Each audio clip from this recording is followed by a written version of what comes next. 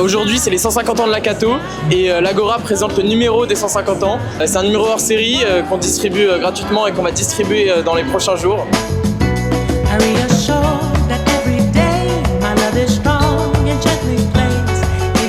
Qu'est-ce que les 150 ans de l'ICP qu'on fête aujourd'hui représentent pour vous? Forcément, c'est un moment de joie, de partage.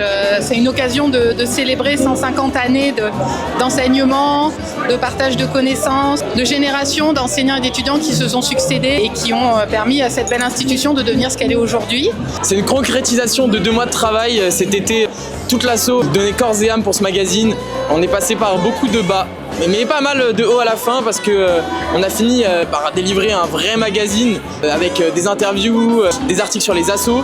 Donc on est vraiment content et on a hâte que le monde le découvre. Écoutez, les 150 ans de l'ICP représentent avant tout la mise en avant et le fait de fêter un modèle universitaire assez particulier qui repose sur la pluridisciplinarité et sur l'accompagnement des projets d'étudiants. C'est ce qui m'a plu en rejoignant l'ICP il y a 6 ans et c'est ce que je continue à mon petit niveau de promouvoir au sein de la faculté de sciences sociales, d'économie et de droit. Alors moi déjà c'est une découverte parce que c'est la première fois que je fais un événement organisé uniquement par la Cato de cette ampleur-là et honnêtement pour l'instant je suis assez impressionné de l'organisation. Moi je trouve ça hyper chouette de célébrer un événement historique comme ça et ça nous rappelle un peu le début de la Cato et tout et je trouve ça assez cool de pouvoir vivre ça avec et des vieux et des jeunes. C'est l'anniversaire d'une quand même très belle institution et c'est un honneur en vrai d'être là à ce moment-là. Et puis c'est trop bien, on profite et voilà. Ça montre vraiment que la fac elle a toute une histoire et je trouve ça hyper important de participer aussi à ça donc c'est cool. Le fait d'avoir réussi à perpétuer un sentiment d'appartenance à quelque chose d'agréable et de chaleureux. Un lieu de contre-culture. Nous ne sommes pas comme les autres et fiers de l'être.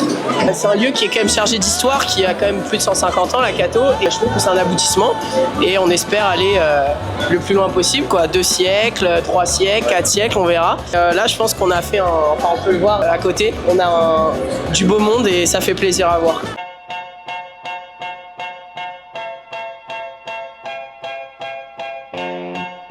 Nous en avons confié la réalisation à notre architecte, alors Jean-Marie Dutilleul.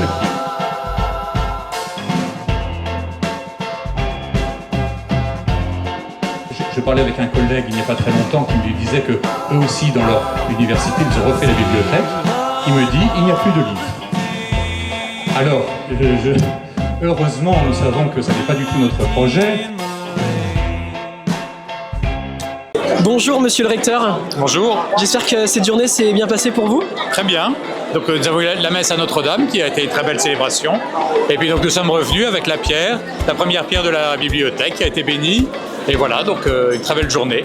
Quel est le sens pour vous de ces 150 ans à l'ICP? C'est un anniversaire et c'est à la fois l'occasion de se souvenir un peu de tout ce qui a été fait, de mesurer le chemin parcouru et puis d'envisager l'avenir. Voilà. Donc ça correspond d'ailleurs au moment où on va lancer le nouveau plan stratégique. Voilà, donc il y a tout un tas de projets de l'Institut catholique. Donc c'est un peu ça, c'est l'occasion de mobiliser aussi les forces pour continuer. Quel est votre lien avec l'ICP et comment vous avez encore ce lien aujourd'hui? Qu'est-ce qui vous rapproche ici, vous ramène ici? Je dirais la présence des professeurs, parce qu'on a créé de véritables liens humains au-delà des cours. C'est vraiment une grosse famille, tout le monde se connaît, tout le monde discute avec tout le monde. Nous, dans la classe, forcément, on fait des belles rencontres et c'est vrai que ça permet de forger des vraies amitiés qui, j'espère, vont durer sur le long terme. Eh bien, l'Institut catholique de Paris, pour moi, ce sont des lieux de mémoire. Bien sûr, l'église Saint-Joseph, la cage de Faraday, d'Édouard Branly, bien d'autres choses encore. Donc c'est un très beau lieu, évidemment, à Paris. C'est un plaisir d'y travailler.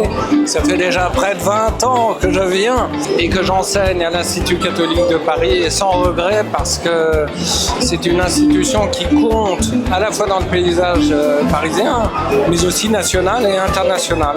Donc voilà, très heureux d'être là. Et qu'est-ce que vous pourriez dire à un étudiant qui pourrait venir l'année prochaine pour rejoindre l'ICP? On lui dirait qu'on serait très heureux de l'accueillir et qu'on compte sur lui pour que justement il puisse à son tour partager tout ce qu'il aura appris ici, peut-être devenir enseignant ou chercheur s'il en a envie et porter l'ICP pour encore 150 ou 100 ans ou 150 ans supplémentaires.